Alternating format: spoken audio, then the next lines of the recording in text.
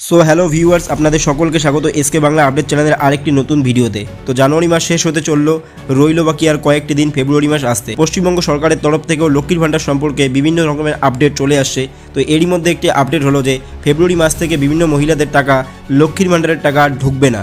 তো এই লিস্টের মধ্যে আপনাদের নাম নেই তো, এবং কি কি করলে টাকা ঢুকতে থাকবে সেটিও চলুন জেনে নেওয়া যাক। তো চলুন শুরু করি। পশ্চিমবঙ্গের ক্ষমতায় আসার পর মাননীয় মুখ্যমন্ত্রী মমতা বন্দ্যোপাধ্যায় একাধিক জনকল্যাণমূলক প্রকল্প চালু করেছে, যার মধ্যে অন্যতম একটি প্রকল্প হলো লক্ষ্মীর ভাণ্ডার প্রকল্প।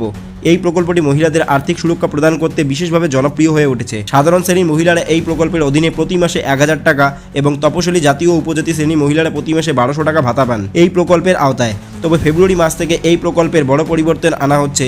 অনেক মহিলার ব্যাংক অ্যাকাউন্টে আর লক্ষ্মীর ভাণ্ডারের টাকা ঢুকবে না। নতুন নিয়ম এবং যোগ্যতার মানদণ্ড, অর্থাৎ এই নতুন নিয়মে কী কী হতে চলছে এবং এই নতুন নিয়মে কী কী যোগ্যতা থাকা দরকার তা চলুন জেনে নেওয়া যাক। ফেব্রুয়ারি মাস থেকে লক্ষ্মীর ভাণ্ডারের প্রকল্পে কিছু কিছু নতুন নিয়ম চালু করা হচ্ছে।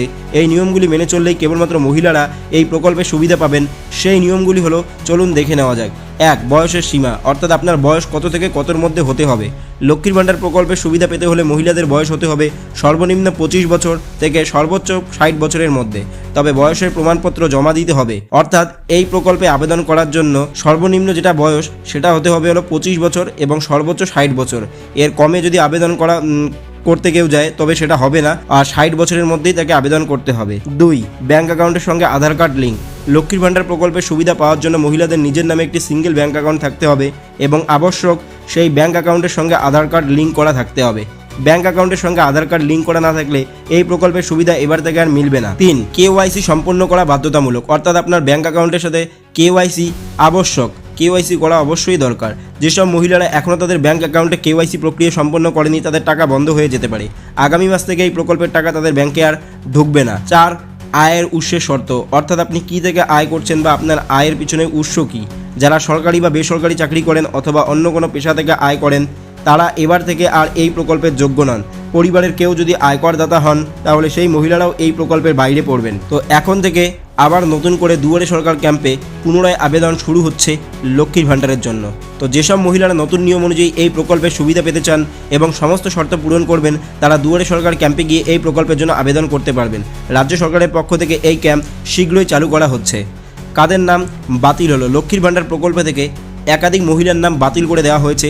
তাদের নাম বাতিল হওয়ার পিছনে বিভিন্ন কারণ রয়েছে, চলুন সেই কারণগুলি দেখে নেওয়া যাক। যাদের বয়স 25 বছরের নিচে বা 60 বছরের উপরে তাদের নাম বাতিল করে দেওয়া হয়েছে।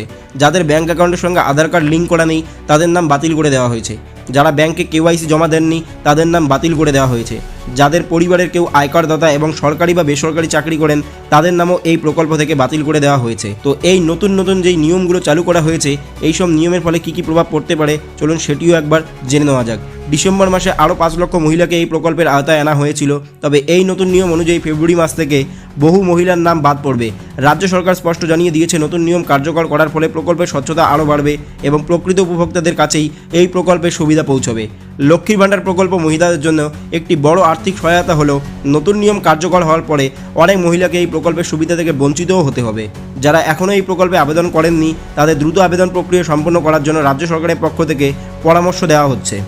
ভিউয়ার্স, আজকের জন্য এতটুকুই। দেখা হচ্ছে আবার অন্য কোনো ভিডিওতে। তো ভিডিওটি ভালো থাকলে অবশ্যই ভিডিওটিতে একটি লাইক করবেন এবং ভিডিওটি কেমন হয়েছে তা জানানোর জন্য কমেন্ট বক্সে গিয়ে অবশ্যই একটি কমেন্ট করবেন এবং এরকম আর অন্যান্য ভিডিও পেতে গেলে চ্যানেলটিকে অবশ্যই সাবস্ক্রাইব করবেন এবং চ্যানেলে আসা প্রত্যেকটি ভিউয়ার্সের কাছে একটি অনুরোধ রইল যে আপনারা অবশ্যই চ্যানেলটিকে সাবস্ক্রাইব করবেন যেন চ্যানেলটি আরো এগিয়ে যেতে সাহায্য পায়। ধন্যবাদ।